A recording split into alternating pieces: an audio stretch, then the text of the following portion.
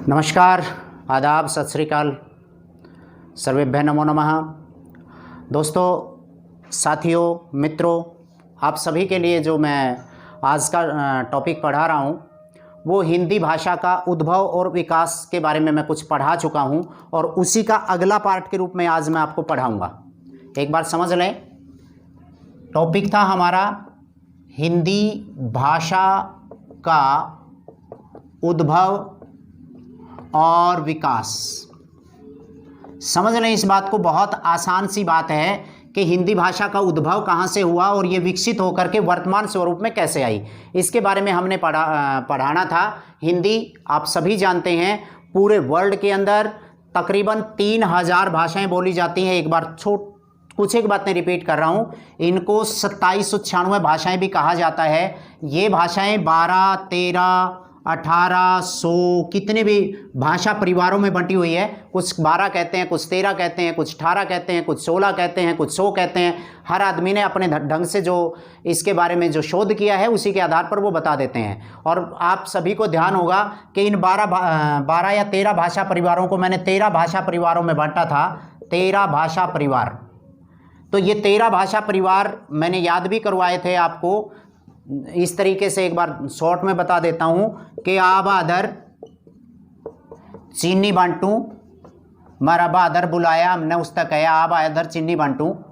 मतलब 5 भाषाएं परिवार हो गई। आग्नेय, भारोपीय, द्रविड़, चीनी और बांटू, ये 5 भाषा परिवार हो गए थे। बहादर को कहा आज चीनी बांटू और वो कहने लगा कि हे यू अमेरिकी बुशमैन जॉर्ज बुश था वहाँ का। हे यू अमेरिकी बुशमैन जा काके सो जा। मतलब इस प्रकार से हमने ये 5 पहले हिस्से में बांटे थे। वो बोला मैं नहीं लेता। हे यू, हे के साथ हमने मतलब हेमेटिक के साथ एक सेमेटिक भी आप कह सकते हैं, सेम जैसा नाम है। हेमेटिक, सेमेटिक, यूराल, अमेरिकी जिसको रेड इंडियन भी कहते हैं, समझ लें। बुशमैन, जापानी, कोरियाई, काके काकेशस है और सू से सुडानी। इस प्रकार से आपके ये 1 2 3 4 5 6 7 8 9 10 11 12 13 भाषा परिवार हो जाते हैं। हमने उन परिवारों के अंदर से बांटा था और ये देखा था कि ये जो परिवार है इसका नाम भारोपीय है। पूरी डिटेल में वीडियो बना चुका हूं, वो वीडियो आपने देखनी चाहिए। दोबारा से अगर आपको देखनी है तो मैं सिर्फ यहां तक लेकर के आ रहा हूं और उसके बाद मैं आगे लेकर के चलूंगा। भारोपीय भाषा परिवार ये हमारा भाषा परिवार है जिसके अंतर्गत 2 हिस्से हो जाते हैं, एक सत्तम और एक केतुम। और जो सत्तम हिस्सा है ये भारोपीय भाषा परिवार की उत्पत्ति ब्रांदेस्ताइन एक जगह है जो यूराल पर्वत के दक्षिण पूर्व में पड़ती है। और वहाँ से चल करके हमारी ये हिंदी चली, वहीं से अंग्रेजी चली, वहीं से ग्रीक चली, वहीं से तोखारियन चली, वहीं से इलीरियन चली। तो सारी की सारी भाषाएं भारोपीय परिवार की जितनी भी भाषाएं हैं, सत्तम और केतुम दोनों के दोनों वहीं से चली थी। तो सत्तम के हिस्से में आपके 5 पार्ट आते हैं और उनमें से एक भाग आता है जिसको आप भारत ईरानी कहते हैं, जिसको आप भारत ईरानी परिवार कहते हैं। और ये जो भारत ईरानी परिवार है ये आगे जाकर के मैंने बताया था आपको 3 हिस्सों में हो जाता है। एक भारतीय, दूसरा ईरानी है ही और तीसरा था दर्द। जो लोग भारत में आ गए अपने मूल स्थान से वो भारतीय कहलाए और वो आर्य कहलाए, और जो लोग ईरान की तरफ चले गए वो ईरानी हो गए, और जो पामीर के पठार और जो आपका कश्मीर है उसके आसपास के एरिया में रह गए वो दर्द के नाम से जाने गए। तो हमारा जो असली था, मैं आज का टॉपिक शुरू कर रहा हूँ यहाँ से, भारतीय आर्य भाषा परिवार।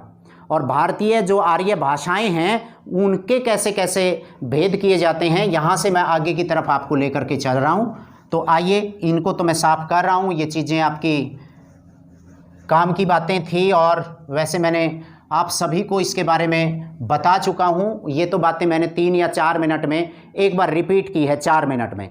उसके बाद जो आज का हमारा टॉपिक है वो है भारतीय आर्य भाषाएं। समझ लें एक बार, भारतीय आर्य भाषाएं। भारतीय आर्य भाषाएं, यहीं से एक बार मैं शुरुआत कर रहा हूं, उम्मीद करता हूं सारी बातें आपको समझ में आएंगी। और भारतीय आर्य भाषाएं कौन सी हैं, इसका मतलब आप सभी को पता है, जो हिस्ट्री के जानकार हैं वो भी कह देंगे कि भारत में आर्य कब आए थे।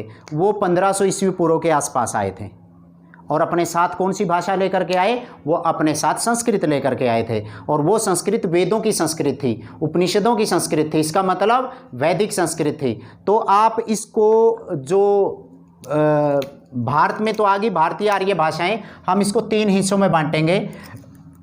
एक जो भाग है उसको हम कहेंगे प्राचीन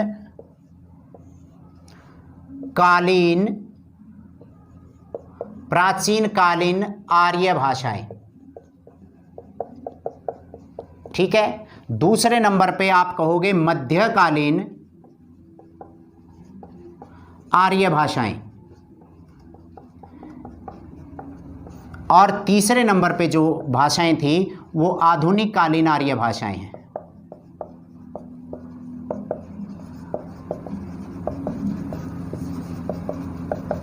मुझे लग रहा है इतनी तो समझ में आ गई होगी। जो ये प्राचीन कालीन आर्य भाषाएं थी, इसमें सबसे पहले आपको सभी को पता है, क्योंकि हम क्या करते कि हम ब्रांदेस्ताइन से या भाषा परिवार से कभी भी हिंदी का उद्भव और विकास नहीं उठाते, हम यहीं से उठा लेते हैं। तो प्राचीन कालीन आर्य भाषाएं 2 प्रकार की थी। एक थी आपकी वैदिक संस्कृत और दूसरी थी आपकी लौकिक संस्कृत। लौकिक और वैदिक, इन 2 हिस्सों में ये आपकी संस्कृत बंटी। प्राचीन कालीन आर्य भाषाओं में संस्कृत का नाम आता है, ये समझ लें आप कि ये आपकी संस्कृत थी, और ये संस्कृत आपकी वैदिक और लौकिक 2 हिस्सों में बंट गई। जो वैदिक संस्कृत थी वो आपकी 1500 ईस्वी पूर्व से लेकर के और 800 ईस्वी पूर्व तक चली। काफ़ी लंबा समय रहा, लगभग 700 वर्षों तक इसने शासन अपना भाषा के ऊपर पूरा अधिकार रहा। लेकिन कहते हैं कि भाषा जो होती है वो परिवर्तनशील होती है, भाषा के अंदर रिजिडनेस कुछ नहीं होती, वो समय के साथ साथ चेंज होती चली जाती है, ज़रूरत के अनुसार बदल जाती है। आज भी आप देखोगे कि हिंदी के अंदर ऐसे, यूँ कहें ना, कोई नहीं कहता संवाहक महोदय यात्रा पत्रम देही, यात्रा पत्र दो, तो कंडक्टर भी समझेगा क्या कह रहा है ये। तो इसका मतलब क्या है, ये शब्द हमारी हिंदी में अब प्रयोग हो गए हैं, बहुत सारे ऐसे शब्द हैं जिनको हमने यहाँ प्रयोग करना शुरू कर दिया है। तो ऐसे में क्या है कि भाषा समय के साथ साथ चेंज होती रहती है। ज़रूरत पड़ी, वैदिक संस्कृत के अंदर जितनी भी हमारी वैदिक संहिताएं हैं वो लिखी गई थी, वेद लिखे गए थे, लेकिन उसके बाद इसमें परिवर्तन, ये गूढ़ भाषा थी, छंदोबद्ध भाषा थी, छांदस भी इसको कहा जाता है। तो इसका मतलब इसके अंदर चेंज हुआ और थोड़ा सा व्याकरण के नियम बनने, पाणिनि ने व्याकरण के नियम लिखने शुरू कर दिए, और उसके बाद महाभारत उसी काल में लिखी गई, रामायण उसी काल में लिखी गई। तो फिर समय आया आपका लौकिक संस्कृत का। लौकिक संस्कृत आपकी 300 सालों तक ये रही, 800 ईस्वी पूर्व से लेकर के और ये 500 ईस्वी पूर्व तक। ये जो लौकिक संस्कृत है तो ये इस प्रकार से बंटी। उसके बाद क्या हुआ, बहुत सारे लोग कहते हैं कि ये लौकिक संस्कृत ही पाली में, प्राकृत में या ब्रंश में या प्रवर्ती जो भाषाएं हैं उनमें बदली। ऐसा नहीं था भाई, ऐसा नहीं था। वो जनमानस की भाषा थी, उसी को लोगों ने यूज करना शुरू कर दिया, क्योंकि लोगों की जो आम भाषा थी उसके अंदर मैं कई बार क्या होता है कि आप लोगों को हिंदी पढ़ाता हूँ और हिंदी पढ़ाते पढ़ाते हरियाणवी के शब्दों का प्रयोग करता हूँ। मैं समझता हूँ कि आपको ये बातें ज़्यादा जल्दी समझ में आ जाती है, और जब आपको जल्दी समझ में आ जाती है तो बहुत सारे कहते हैं कि सर आपका पढ़ाया हुआ समझ में आता है, तभी तो आता है। महात्मा बुद्ध उस समय के एक बहुत बड़े विचारक और बहुत बड़े संत हुए हैं, आप सभी को पता है, जिन्होंने लुम्बिनी में पैदा हुए और उसके बाद घर छोड़ दिया और अपने उपदेश देने शुरू कर दिए। और जो उपदेश देने शुरू किए, सारनाथ से पहला उपदेश उन्होंने दिया, वो उपदेश भाई उन्होंने अपनी वहाँ की लोकल लैंग्वेज में दे दिया। लोगों की समझ में आनी शुरू होगी बातें, उसकी सारी बातों को समझने लगे, और वो भाषा का नाम था पाली। बाद में महावीर स्वामी के टाइम पे, महावीर जैन के टाइम पे जो 24वें तीर्थंकर हुए हैं, उस समय पे यही भाषा जो है पाली से बदल करके प्राकृत में बदल गई।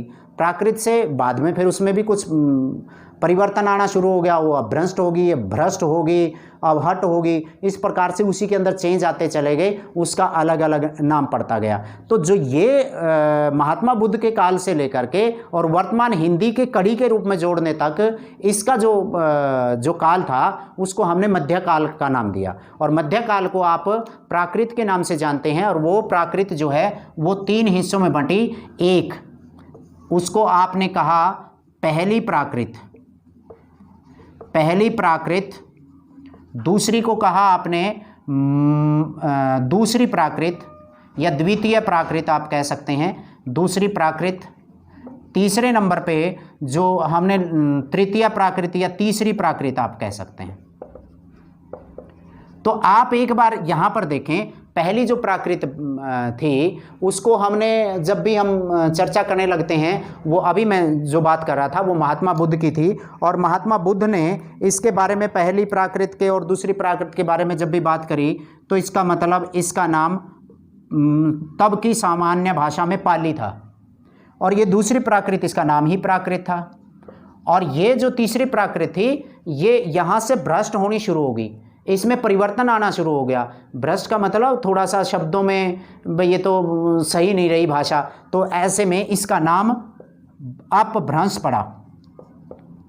अपभ्रंश जो भाषा थी आपकी तीसरे नंबर की थी। इसका मतलब 3 हिस्से आपने इसके किए। पहला था पहली प्राकृत, दूसरी प्राकृत, और तीनों के बीच में जब भी आपने इसका नाम अपभ्रंश रखा, उसके बाद जो तीसरी अपभ्रंश थी, अपभ्रंश के बहुत सारे रूप हुए, अलग अलग एरिया में फैली।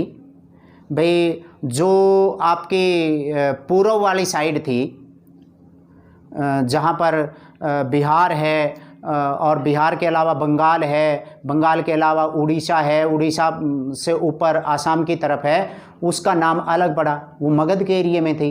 प्राकृत का या भ्रंश का नाम, उसका नाम जो है मागधी अपभ्रंश पड़ा। जो बीच की रहेगी वो अर्धमागधी अपभ्रंश हुआ। जो हमारे मथुरा के क्षेत्र से लेकर के इस आसपास के एरिया में फैली उसको एक तीसरा नाम दिया गया जिसको आपने शोरशैनी अपभ्रंश कहा। तो कहीं ब्राचड़ थी, कहीं खस थी, कहीं केकई थी, कहीं टक थी, इसका मतलब एरिया बढ़ता चला गया।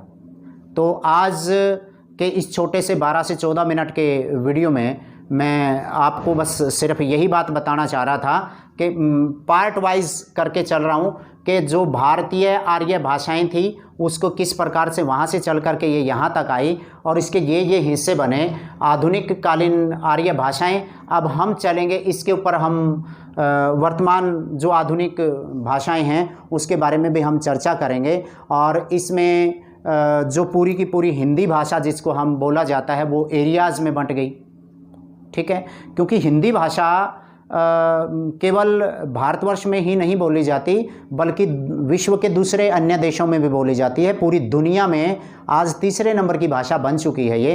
पहले नंबर पे मंदारिन या चीनी भाषा है, दूसरे नंबर पे अंग्रेज़ी बोली जाती है। मंदारिन को 1.1 बिलियन लोग बोलते हैं। उसके बाद अंग्रेज़ी का नाम आता है, तीसरे नंबर पे हिंदी का आता है, चौथे नंबर पे आपकी स्पेनिश हो जाती है, और 5वें नंबर पे आपकी अरबियन हो जाती है। इस प्रकार से 4 से 5 हिस्सों में हमारी हिंदी बंटी हुई है, और ये तीसरे नंबर पे हमारी हिंदी आती है।